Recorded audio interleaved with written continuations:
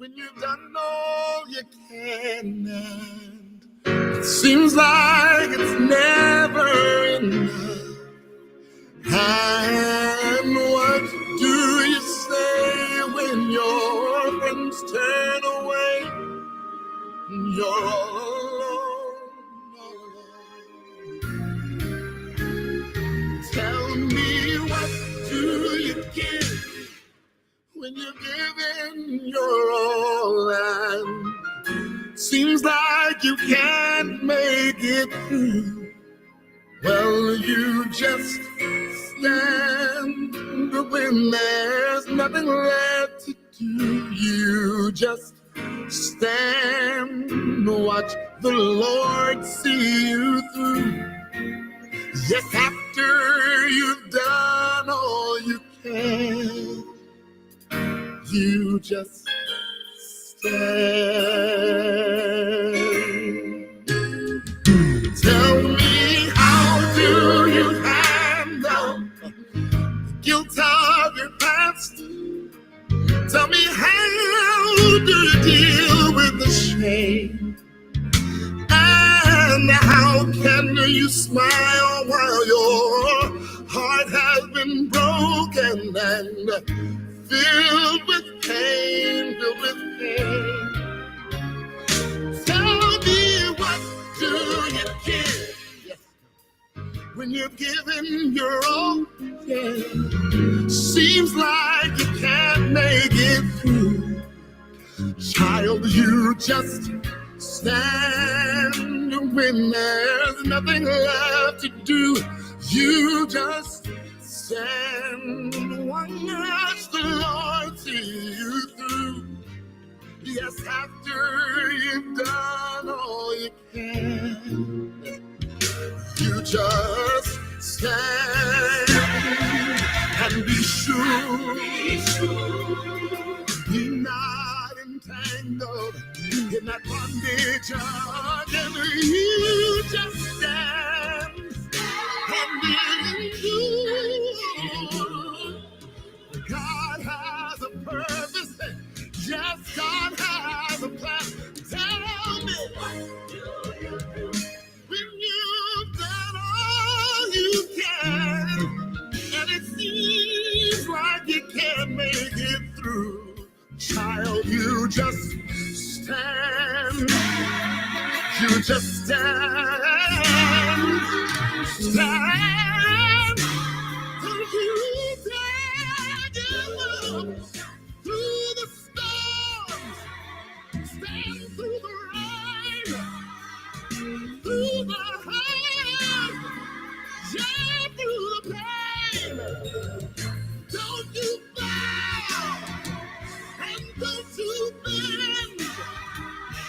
Don't give up. No, don't give in. Hold on. Hey, just be strong. God will stand in. It won't be long, no. After you've done all you can. After you've done all you can.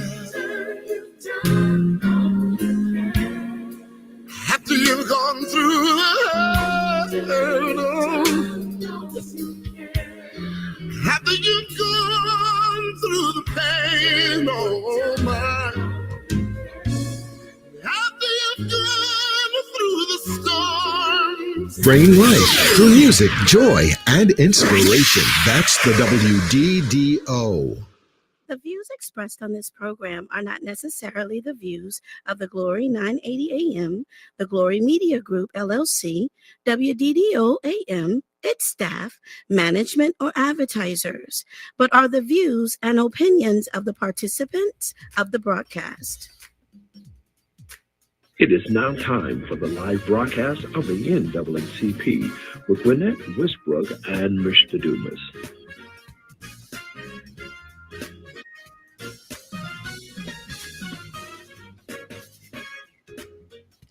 And good evening, and welcome to another segment of the NAACP Truth Show. I'm Willie Dumas, your host. Also Joining us later would be President Gwendolyn Westbrooks. Hope you're having a great day today. Nice weather out there today. Not too hot, but not too cool as well. But we're going to take it when we get it. And so we're enjoying the weather the way it is right now with a little touch of fall this morning. And we kind of like that. I hope you had a great weekend. This past week, of course, the NAACP in Houston County hosted the gubernatorial candidates in a forum of a meet and greet. And so those of you who attended at the First Baptist Church there in Warner Robins, we had an opportunity to meet the candidates and kind of let them share their platform and some of the things that they tend to run on their ticket. Some of the ones that were in attendance was Ula Brown, he's a Democrat. Jason Estevez, he's a Democrat. Derek Jackson, who's a Democrat. Michael Thurman, who's a Democrat. They had Chris Carr, who was not present, but came by way of video, as well as Burke Jones, who's running as a Republican as well, who was not in attendance. Keisha Lansbottom, who's running as a Democratic, she was not in attendance as well, but had a lot of her staff there, as well as a video presentation. Some of the ones that were present was Derek Jackson, Jason Estevez, Michael Thurman. These candidates, along with Mr. Ola Brown, they were all present, and so they were giving out signs for your, for those who wanted to put up signs in their neighborhoods to campaign for them. It was a very good night to get information about these gubernatorial candidates. Well, we know this is a major election that will be taking place in 2026 for the governor of the state of Georgia.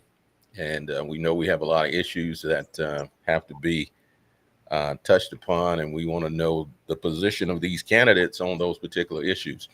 I see Desmond Brown has checked in. Thanks for tuning in, Desmond. Of course, we saw you there on Thursday for the meet and greet of the candidates, and we had good representation for the NAACP. We had our state president that was in attendance as well, and so we had a good showing. Some of those candidates came up with some very good ideas as far as tackling some of the issues that we're facing here in Georgia. Of course, we know that the Big Beautiful Bill was one of the things that came about in the discussion, and some of the effects of it and how it would affect Georgians here. And the candidates had a good take on explaining some of that information. We also learned that over 471,000 Georgians have actually will be taken off of the rolls. They actually will be purged from the rolls. And according to the information that was received, these individuals would receive letters indicating that this was a possibility of happening. They had so much time to respond. I don't know how many people have received those, and if that is actually what's taking place, but that was what was presented, that over 471,000 Georgians would be purged from the voting rolls here in Georgia.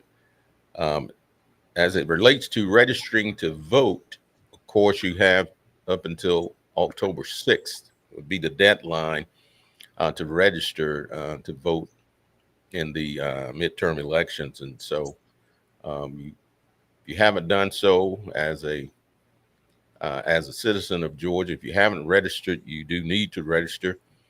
And if you need information on how to register, of course, you can always contact NAACP. You can also call here at the radio station at 478-250-1444. Once again, that number is 478-250-1444. That's for information on, how to register to vote, because it's going to be crucial. A very short timeline, as I mentioned, October 6th was that timeline. I see Desmond Brown posted, it was an epic meet and greet. It certainly was. A lot of good information was shared. A lot of passion was displayed from the various candidates.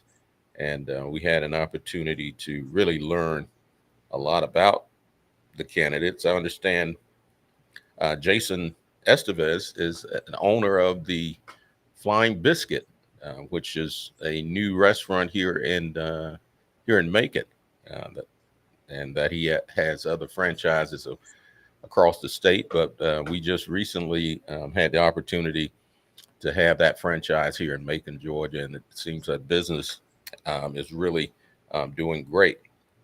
One of the other candidates, of course, Michael Thurman, which shouldn't be a stranger to most of us here in Middle Georgia who have been around a while. He was a labor commissioner for a long time, and so we know of his work here in Georgia as well. And of course, you had Republican Chris Carr, who is no stranger also, and Keisha Lance Bottoms, who we know worked with the Biden administration and has also served as mayor in Atlanta.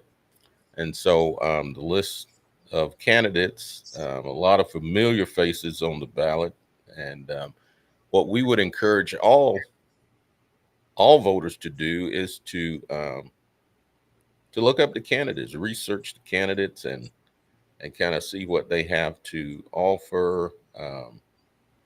A lot of the candidates gave their websites, where individuals could go to their websites and get more information in regards of what they stand for and what they actually tend to represent.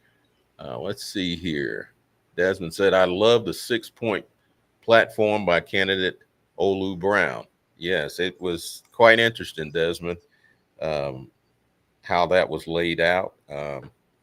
And I do have to say, people who did not attend the meet and greet, they really missed the treat of really finding out more about the candidates, even though they will have opportunities later, because the NAACP Macon chapter, we look forward to hosting a meet and greet with question and answers sessions as well with the candidates, so that more people will get the opportunity to actually see and to hear those candidates' platforms and the things they have to offer here.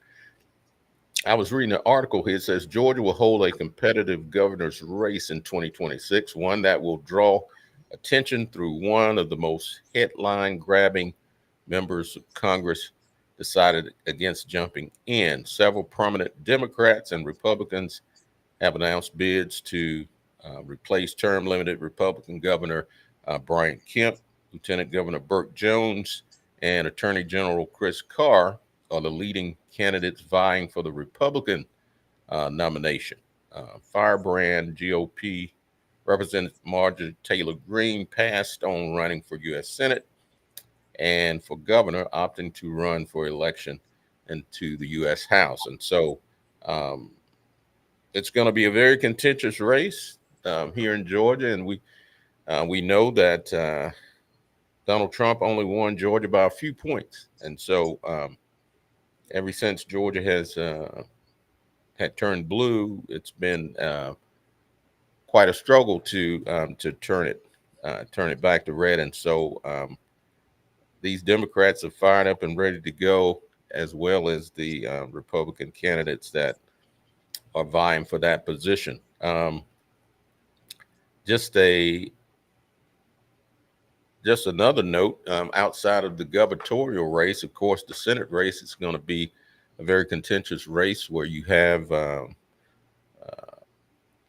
Senator Alsop, who's being challenged also, and so that's going to be interesting to watch. We know the importance of those positions and the attention that came about from those positions in the past election with Senator Warnock and Senator Ossoff. So it's going to be important to show up and to vote in these upcoming elections, because it's a shame if our people don't vote. The window is closing very soon. As I mentioned, we only got up until October 6th to register new voters, and so they need to get out there and get registered, and not only register but vote. Yeah, but vote. That's the most important thing. They just and I think they finalized it. The purging about almost 480,000 people off the rolls of voter rolls who have not voted in the last two general elections. I think 2022 and 2024. If you didn't vote in those general elections, they're they're purging you off the list. And I think I read yesterday where they kind of like finalized that. They sent letters out. You had 40 days to respond to those. So my question is, I'm wondering if everybody got notifications. That's the big question. We'll never know that, but Exactly. Some people get them, get them when they get mail, they don't look at it, and then it'd be 2-3 weeks before they realize, they don't got mail. Some people don't even check their mailbox every day. Absolutely. It may be a week before they check the mailbox, but it's important that we do exercise our right to vote. We in a situation right now because people didn't get out and vote, and so we living in anyway. We are living in uncertain times, but even more so now, we living in uncertain times. You don't know what's going to happen from day to day. Right. Some of the things that have even transpired this week, I see there was a executive order put in place as far as having National Guard troops sent to various cities. I don't know if Atlanta was on the list of cities that's potentially going to have troops come to assist with security, but I know it says here the Georgia National Guard will deploy about 75 soldiers and airmen to help support U.S. immigration and custom enforcement. ICE operations across the state, Governor Kemp announced on Monday. And I'm trying to see when this article was. So they're going to assist, even if it's not one of the cities that will be actually targeted as needing that assistance. And it says that Kemp also emphasized that assigning the Georgia National Guard to work with federal, state, and local law enforcement agency is now new. The governor sent Guard troops to the Texas border with Mexico early last year, accusing the Biden administration of failing to secure the border. This is so crazy, Right. I'm not gonna say whether they should be over here or not, but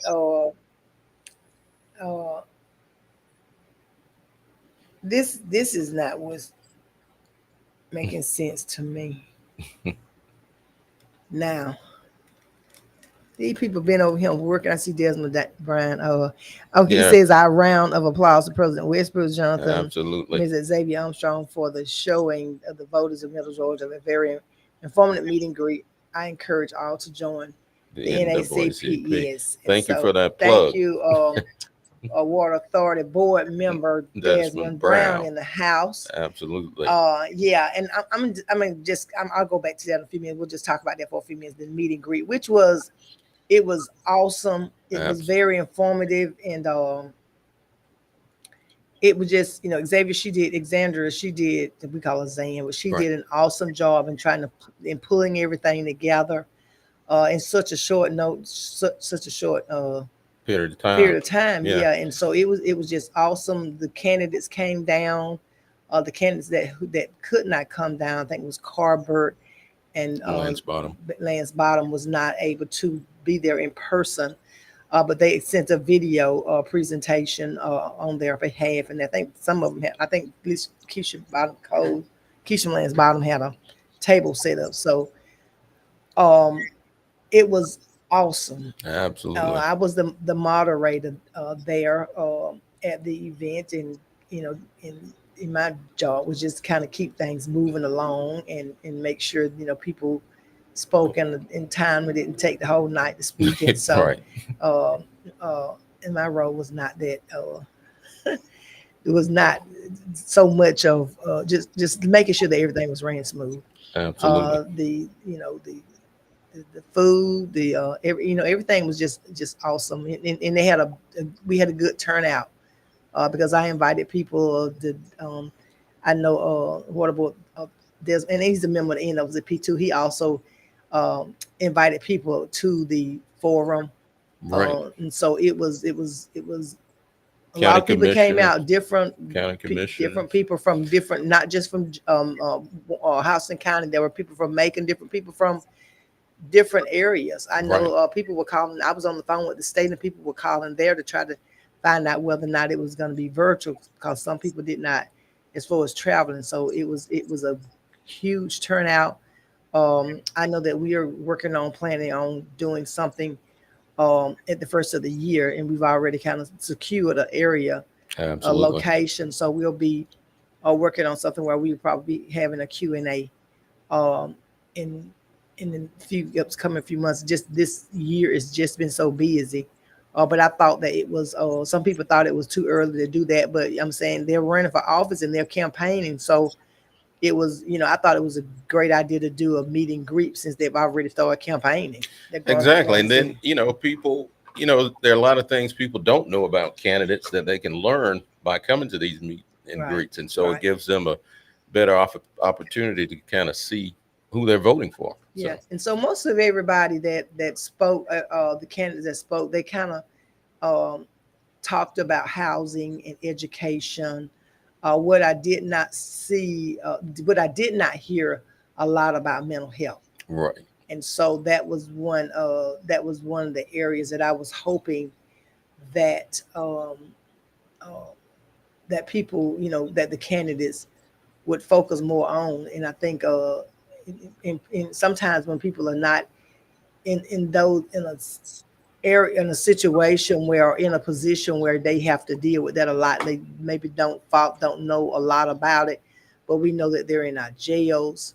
Absolutely. And when they should be somewhere in a house facility, we do know that we do not have an inpatient facility for mental health anymore. I don't know why. Just hearing people talk, I think it was a situation where I think doctors and different providers, met with our legislation was like, from listening to some of the officers talking, they were basically saying, if people take their medication, they could live a normal life, but that's not the case. A lot of it is not the case. People are not taking their medications. Right. And so that's why they end up in having in jail and having receiving a charge when they really don't need to be incarcerated. They need to be in the inpatient care with the mental health provider. And so, basically the jail is basically the facility where inmates are being housed for medical, for crimes, but they should be there for medical treatment. But that's where they're housed. They're now in the jails instead of in an inpatient facility. And then when you send them out on Millerfield Road, they're at River Edge. They're there from anywhere from 7 to 14 days. So, that's just for temporary. Right. And then until the families got to take part. They got to get involved in making sure, these people they have an income. Right. And so, we don't know what's happening to the income. Then they are homeless and they're begging for money and they have income and and a lot of times they're not taking their medication. So it's just, it used to be a time that the Social Security office would follow up on stuff like that. I don't even know if they do that anymore. Wow.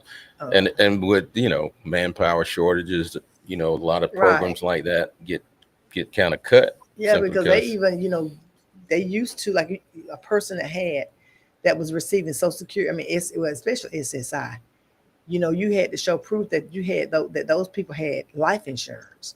Wow. And I can remember that used to be asked for when because they have to do like an evaluation of like some every year, and that had information have to be provided to them. I don't even know if they did so do that. You have people that are in those situations that don't even have health insurance, and it used to be a requirement that they had health insurance. Wow. I meant life insurance. I meant because no with SSI they have Medicaid, but I don't even know if they even doing that anymore. Well, with the number of cases you sometimes hear about, where people pass away and they doing GoFundMe's, it shows that a lot of the, programs are probably not in place. Yeah, and it needs to be because these people that are in those situations, they need to have life insurance. And I see that a lot where families are without life insurance when they pay us, and then they have them do a GoFundMe. Kara Spain says, "What are y'all going to do about the Bibb County lice and bed bugs?" Kara Spain, we working on it. I assure you, we are. It's I've gotten a lot of reports from that. I did a walkthrough. I haven't did my walkthrough for this month. I did it for last month, and that was a issue. Because there were some people that were mentally ill that were locked back that had those. And they just keeping them locked back. So that's the purpose of me going into doing a walkthrough, because we recognize that even though the mayor is making the effort, he says the effort is long term, and these bed bugs and lice is not something that needs to be in a long term situation.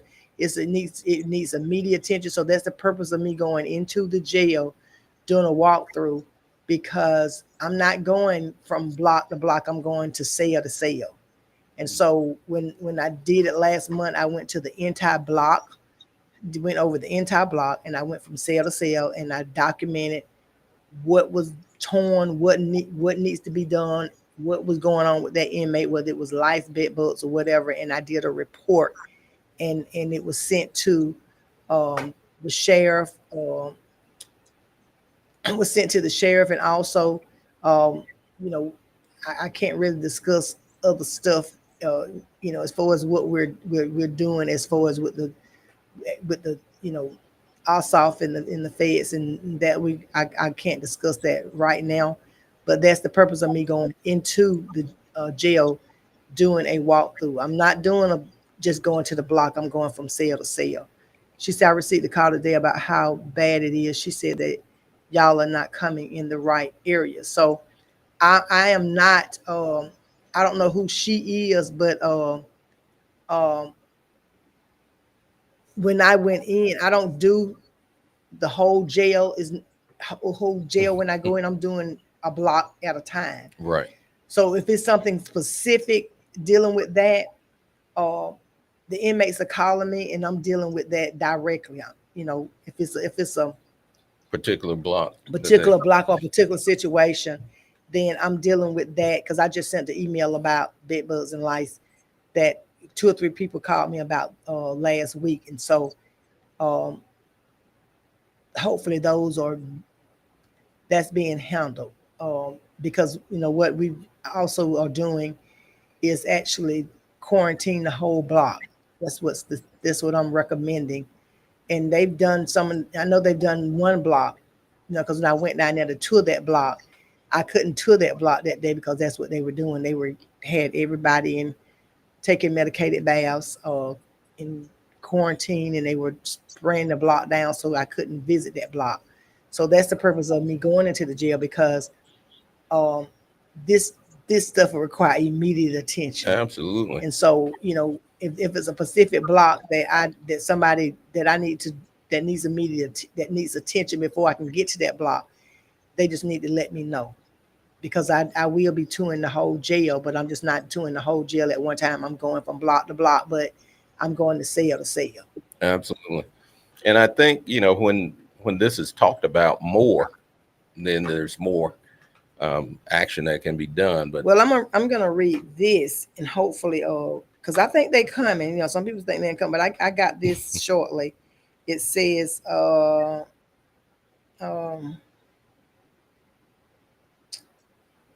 that's why I'm supposed to have. So people think they're not coming, but they are. And this just happened in Fulton County. I got this today. How many minutes we got?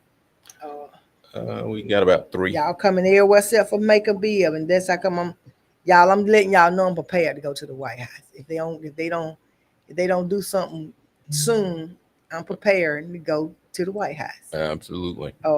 But we I know the senators have recommended for that to happen. So I'm prepared to go to the White House if we can't get it resolved. It says in Fulton County Jail, court order reporting reveals severe staffing crisis. So it says a federal month. This is in Fulton County, so that's like I'm gonna say. I believe they coming. Mm-hmm. Bibb County Jail is not the only jail that's having these issues, but it's because of what's going on. It seems like it's taking forever for somebody to pay attention. To me, I think it's too long. Somebody should have been right with the conditions. Yeah, right. So it says federal monitors first report finds Fulton County Jail dangerously understaffed, with vacancy rate topped 70% of some shifts. Report cites unsafe housing, flooring, inoperable beds, overcrowdedness, intake cells, and widespread maintenance failure. County ordered to prioritize staffing, housing, facility repairs, and suicide prevention over the next 6 months. So the feds has went into Atlanta, Fulton County Jail,